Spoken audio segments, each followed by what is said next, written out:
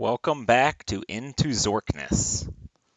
This is episode 2, and you're here with Patrick, or goes by Discord handled Sir Schwick.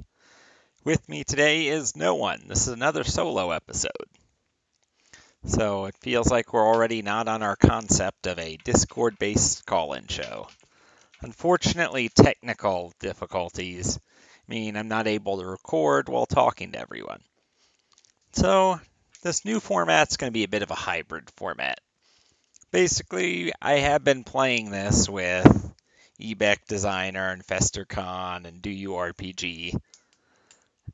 So I'm just going to show you a little bit of what we discovered.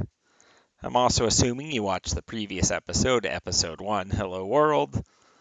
So, knowing that, and go back and watch it if you haven't, we start once again west of the house in an open field with a boarded front door.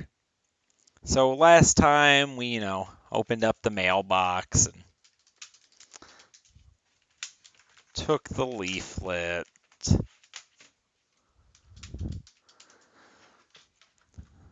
And then we went to, if you go north of the house, there's a north-south passage. And in the forest path, there's a tree with a low branch. So you climb up.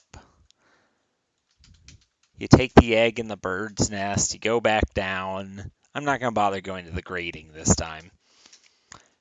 So we're back north of the house. And then if you go east, you're behind the house. Last episode, I just opened that window up and I entered, but not this time. This time, the group decided they wanted to see what was east.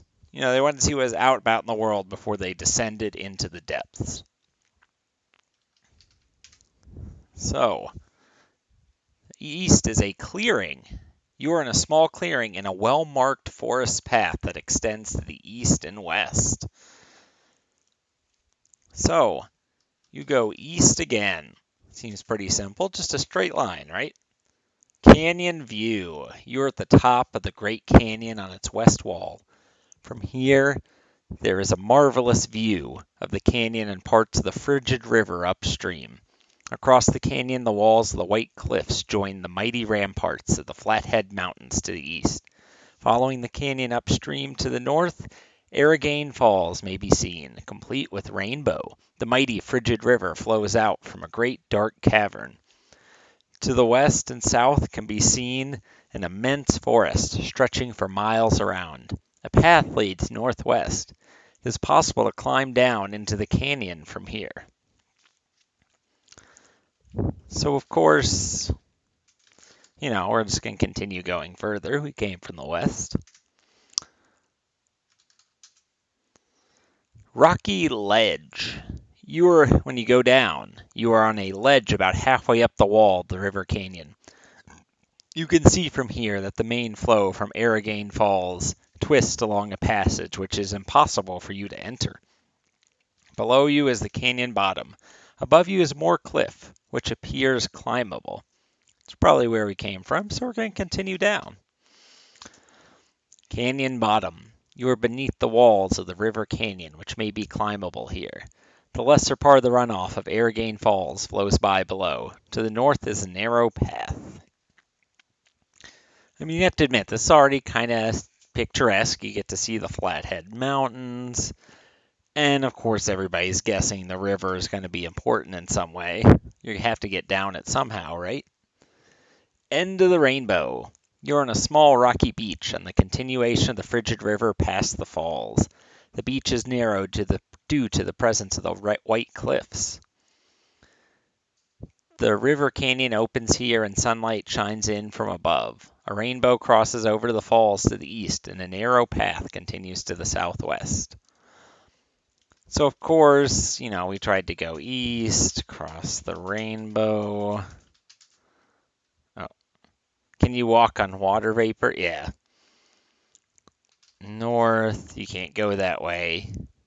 They tried a few things. They were really determined to move forward from here. But we end up having to go back the way we came.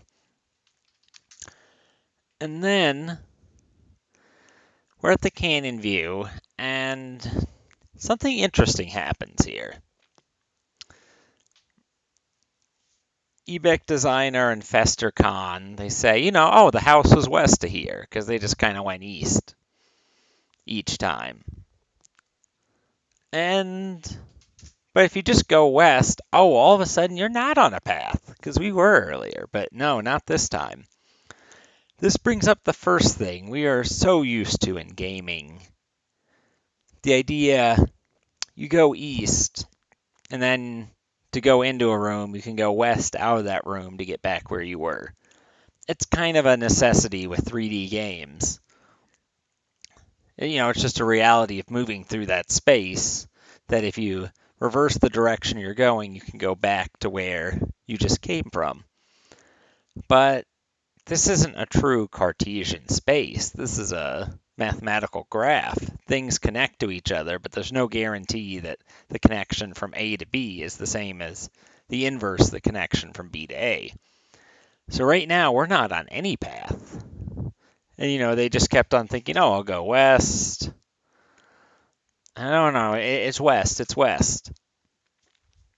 And all of a sudden, they get this message. So they remember the previous description that the canyon also said a path leads northwest. Oh, they didn't follow the path. It's like, I'll go north. Clearing. You are in a clearing with a forest surrounding on all sides. A path leads south. On the ground is a pile of leaves. You might remember from last episode that these leaves reveal a grading, and there's no way into the grading. So we'll just go south. Forest path.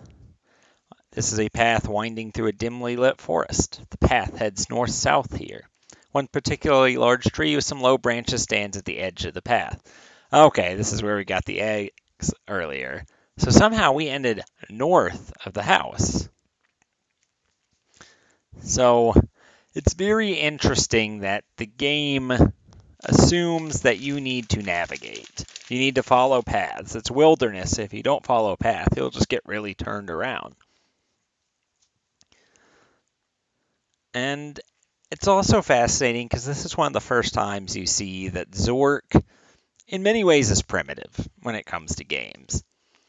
Not just the graphics, but the interface feels... There's a lot of stuff that's not modern about it. It doesn't have an entry window, it just throws you right in the game. But this is a way it's not really primitive because it's not something a lot of games do or can do. A lot of games can't manage to twist you around this much and really force you to navigate. Most games, they have to physically block you from going someplace you can't get lost. And even say a game like an Elder Scrolls game where you have all this wilderness to wander through. You couldn't have a situation where you start south of a destination, get lost, and then go... Well, you would have had to miss the destination completely, go around it, and go north to hit that clearing. But when we played, we actually ended up in the clearing that's going east-west rather than north-south. So, in many ways, it's not a real space that's being traversed. You can just do interesting things with the description. You can do interesting things to really reinforce this idea of being lost. And I think that kind of world, which is much more malleable, is what I realize I'm really starting to get into when it comes to Zork. I mean, this is no longer just a blast from the past, it's a new kind of game experience. So anyway, I'll quit soliloquizing about interactive fiction. And I'll get us back to the point we were almost to last time. Remember, I'd barely entered the house, and I think ending in the kitchen is a good place to end. See you next week.